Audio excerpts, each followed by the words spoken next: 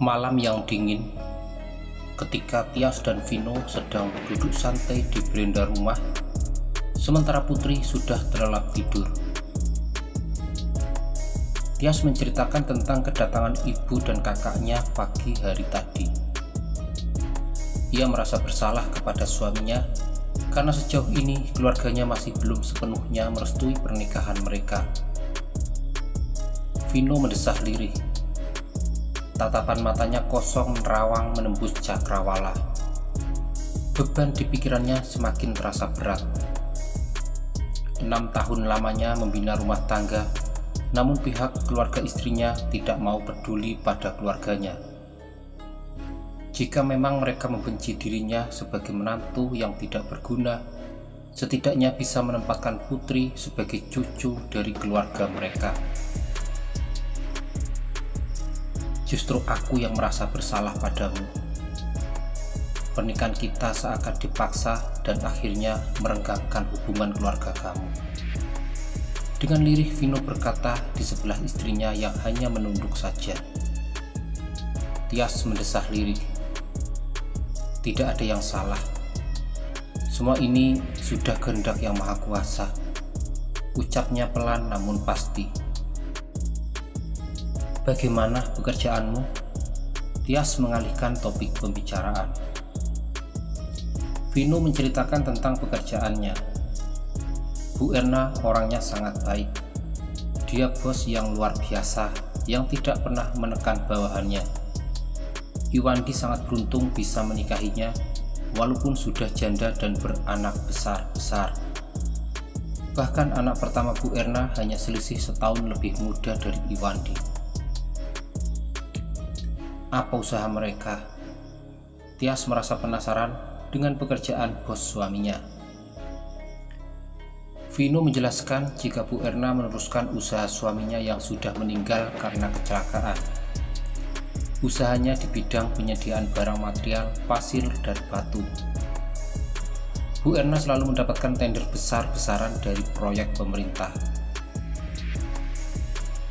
Karena waktu sudah larut malam, Vino mengajak istrinya untuk beristirahat.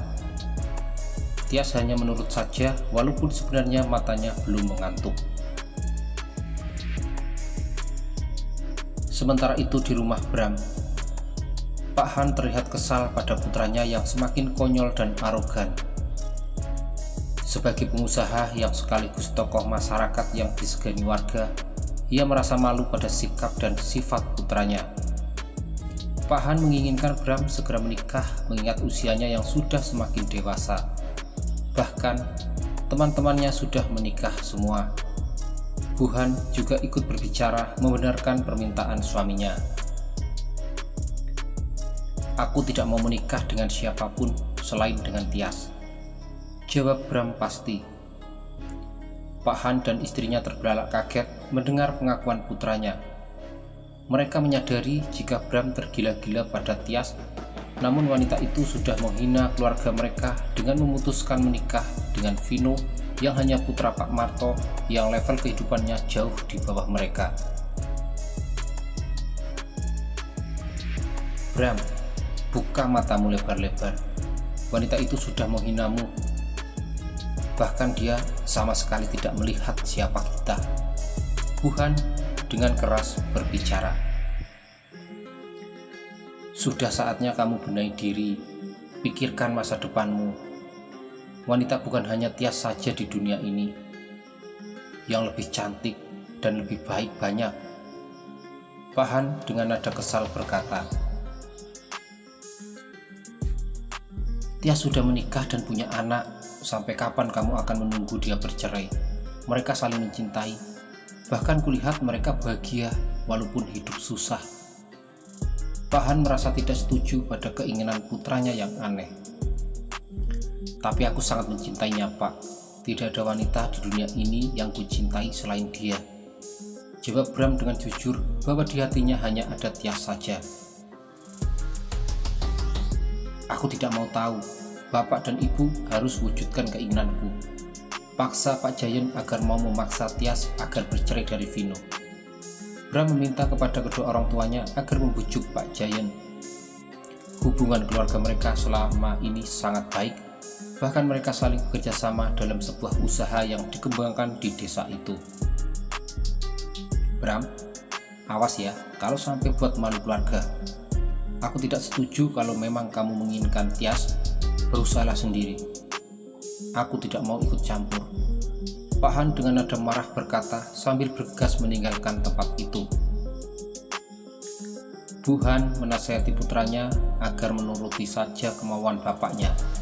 Namun Bram malah mengancam ibunya jika memang tidak diizinkan menikah dengan Tias, dia nekat akan membuat keonaran di desa itu. Apa yang bisa ibu lakukan, Bram? Bu Han terlihat sangat bingung. Kunci satu-satunya hanya ada pada keluarga Giant, karena semua keluarga tidak ada yang mendukung pernikahan Tias dan Vino. Walaupun sekarang sudah ada anaknya, Bram memberikan saran kepada ibunya agar mendekati keluarga Giant.